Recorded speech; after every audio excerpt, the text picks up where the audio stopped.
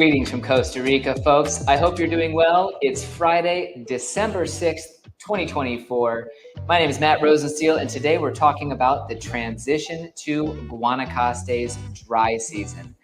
Nothing separates Guanacaste or distinguishes it from the rest of Costa Rica more than its stark, distinctive dry season here, which is actually just beginning. Today, I want to quickly show you some photos of what the dry season can look like. I want to talk about the pros and cons of the dry season, sort of go over the good and the bad about it. Today, I'm also going to share an ultra proud dad moment because my kids are absolutely rocking it. So thanks very much for joining me today. I appreciate it. For those of you who are not aware, I am a realtor here in Guanacaste, Costa Rica, working, living, and residing here in Playa Junquial.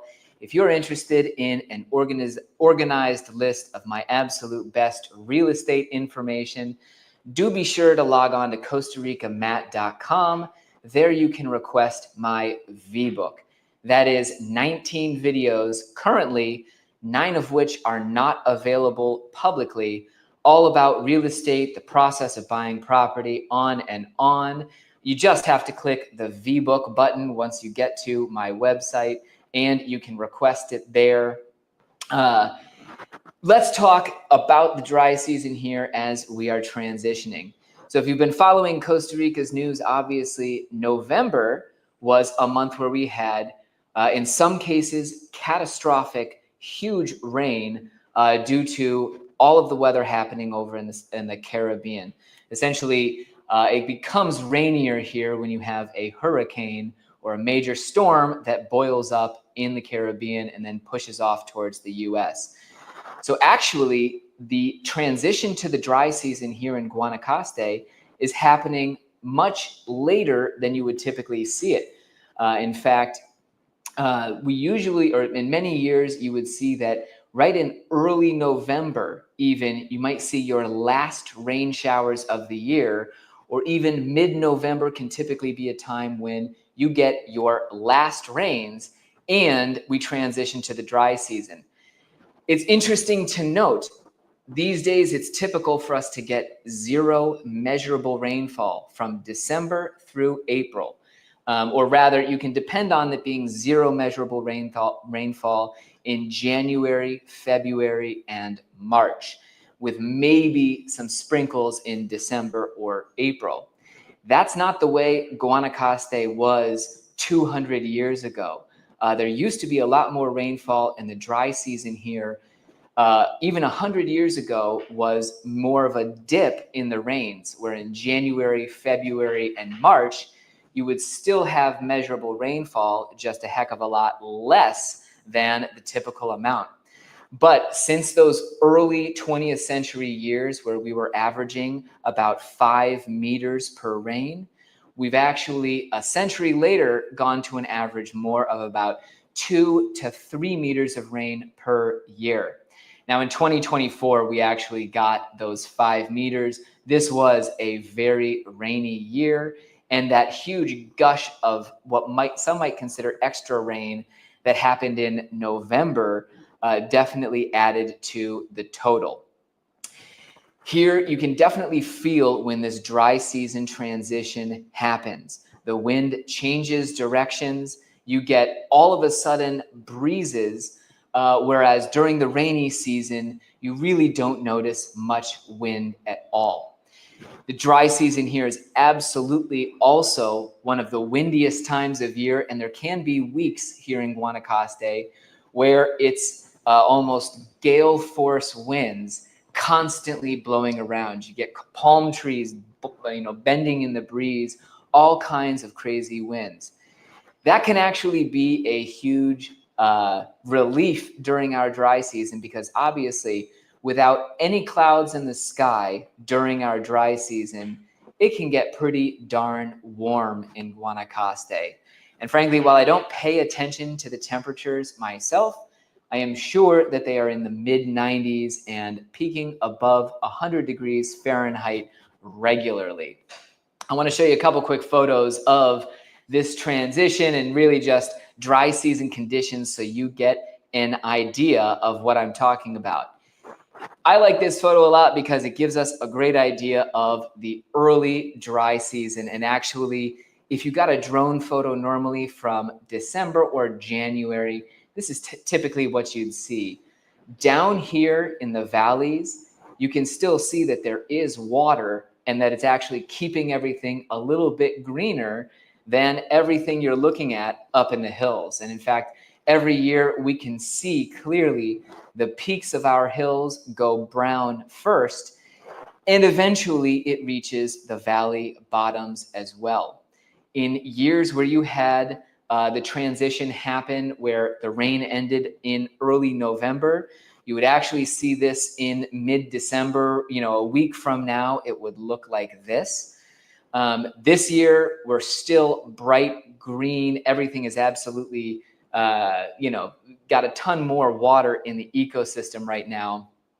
By the time we progress to February and March, the countryside is very stark, and this might be a shocking photo to some of my viewers out there. I promise this is Guanacaste, Costa Rica, and it's a great way to show you exactly what's special about the dry tropical forest.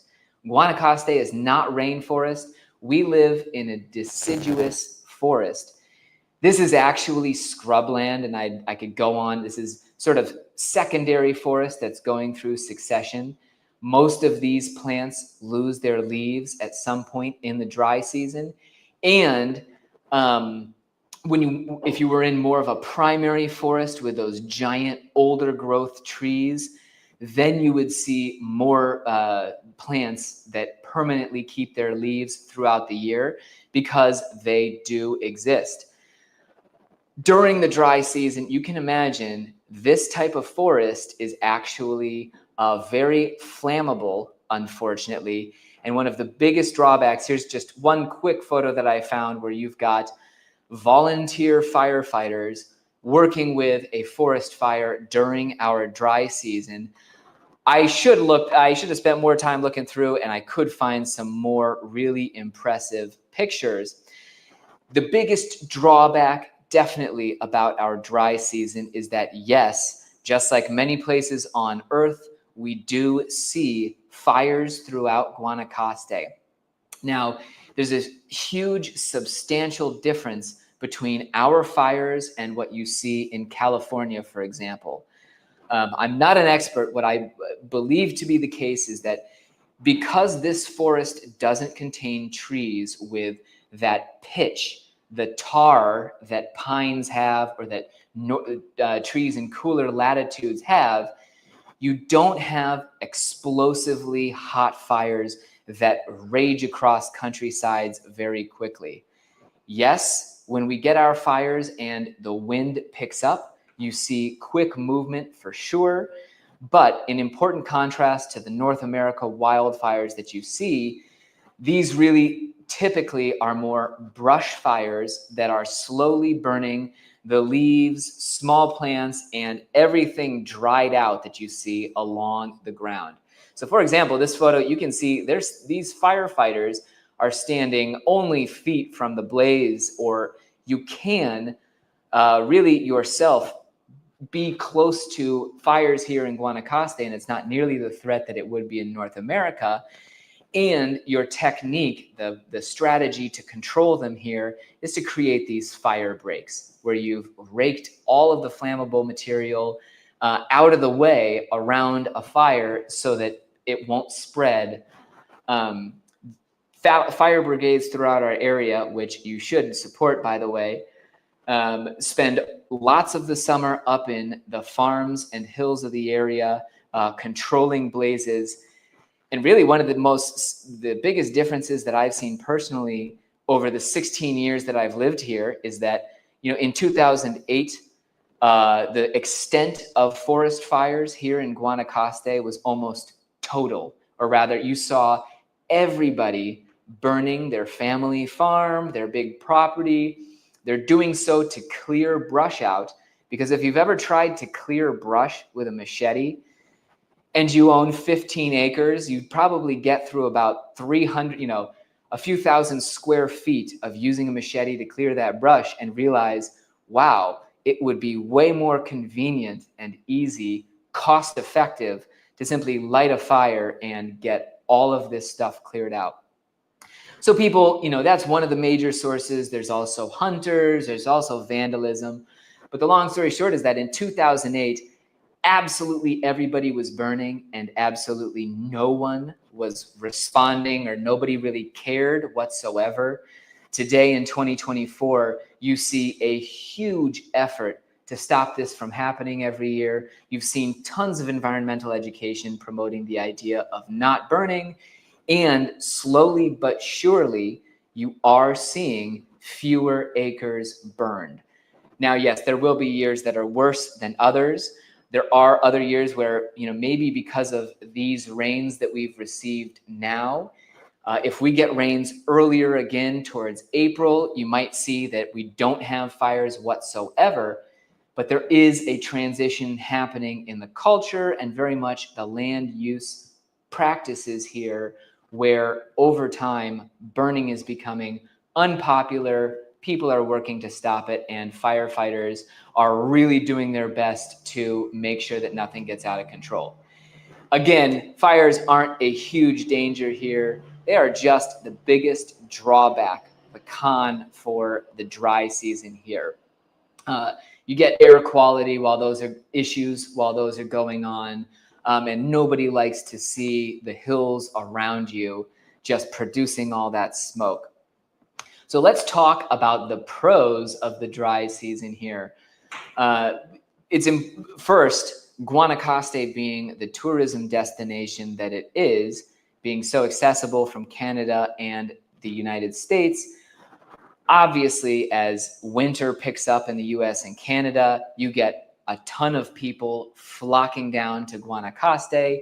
This is the absolute high season for tourism. So for everybody who depends on tourism for a living, this is when you are making your hay, as the saying goes, really trying to work as much as possible and, take advantage of these 20-some weeks between December and April to make your money.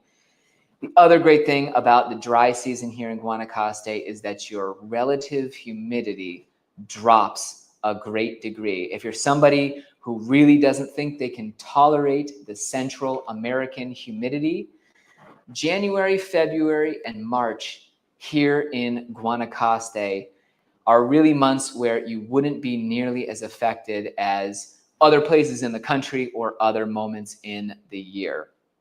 Like I mentioned earlier, most of those months, January, February, March, you'll have pretty good breezes, if not all-out strong winds. And despite it being 90 degrees Fahrenheit or above, those breezes make it possible to sit outside comfortably if you're in the shade, really even to go out into the sun for a little bit. That balance of breeze and sun is actually just perfect. During the dry season, another huge pro, as I mentioned earlier, we now get absolutely zero rainfall for January, February, March, and normally we'd get zero rainfall in either December or April as well, or the first few weeks of April. It's basically 140 to 160 or 80 consecutive days where you know that the weather is going to be perfect for going outside. And especially if you get out earlier in the morning or anytime before really 9:30, or if you plan to go outside later in the afternoon, you're absolutely guaranteed that it's going to be lovely weather and a good opportunity to get outside. So the dry season offers the opportunity for you to book a vacation with no fear that it's going to rain. And also, if you live here, all of us are sort of emerging the same way that North Americans emerge in the spring. We just had that historic rain in November. Normally, when we're transitioning to the dry season, it's massive rain in October and then drying conditions in November. and you see everybody spending a lot more time at the beach, playing soccer, doing everything that is sort of the outdoor culture here in Costa Rica, because it's so darn pleasant. Now, of course, yes, that another con that you could bring up about the dry season is that the massive arrival of tourism does transform the province into a place that has a much bigger population than when you've got the rainy season from May through November. I personally love the rainy season because we see just how quiet it is around here. Our community, which is south of Playa Tamarindo, has an absolute, in addition to having a distinct dry and rainy season, we have very distinct tourism seasons and low seasons where during that May through November period, the town has a completely different feel, one of absolute tranquility, really where you don't see many people around except for those who live here year round.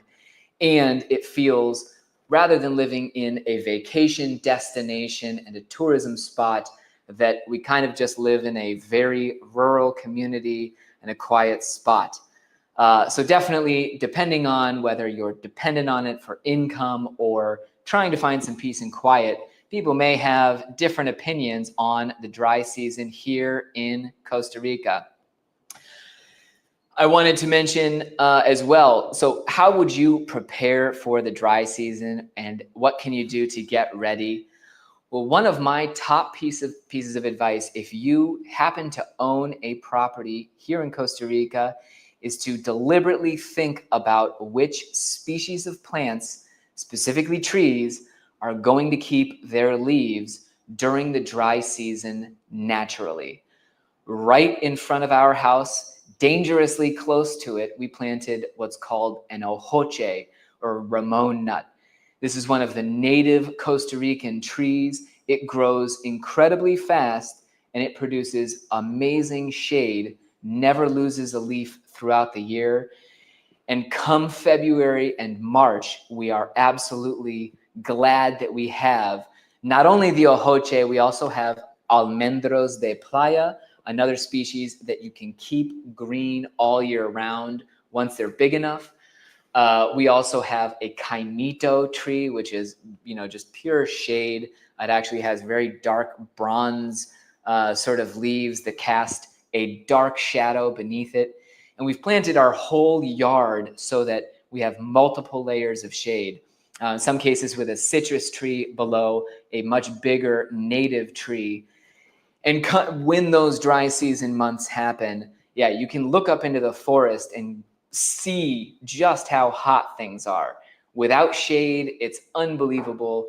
And down near our house, now that we've grown that shade, we're very grateful to have a much cooler temperature. In addition to preparing via planting shade trees, you also need to think about your water system. Sorry, I paused there. Burke, it's great to see you. Shout out to Burke, Lee, all you guys will be down here soon enough to experience this all for yourselves. Monkey Abroad, thanks very much for joining us as well. Your water system is important to think about because, first of all, you are not supposed to use your potable community water supply to irrigate your ornamental plants or lawn. Now, I have to say that this is a law that I frequently see being violated 100% all over the place and people just using their water however they want.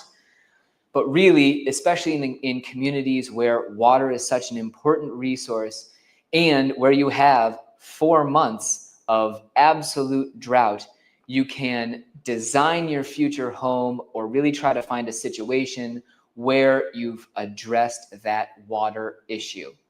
In many private communities, they will have a supplementary secondary system with water available to the owners in that community to be able to water.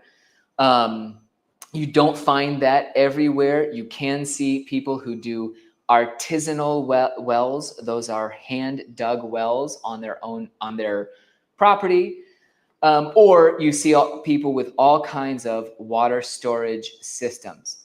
I have to say, in Guanacaste, it can be almost impossible to store a big enough quantity of rainwater to get you through the dry season. And in fact, I'd encourage you to think of other ways to get through the dry season rather than imagining a storage system. Because let's consider years where your rain may end in early November. You may be waiting until April to get your next rain shower, and it would require an absolutely massive tank to get through that length of time without a single drop of rain. So try to find properties where either you don't need that water in order to live the lifestyle you want, or where you've identified a source that's sustainable, that's permitted, etc., so that you can have, irrigation through those months. Again, that's another spot where planning ahead and designing your landscaping so that either you don't need irrigation because you've planted native species, they all have tap roots, everything's good, or where you figured out another irrigation strategy.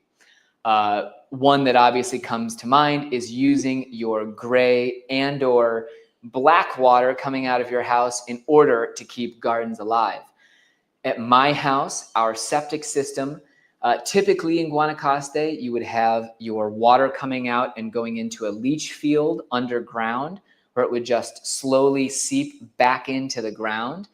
At our house, it's a tube that comes out into a big pit that's filled with rocks and bananas. So no matter what, year-round, we've got a huge patch of these beautiful green bananas and cuadrados there.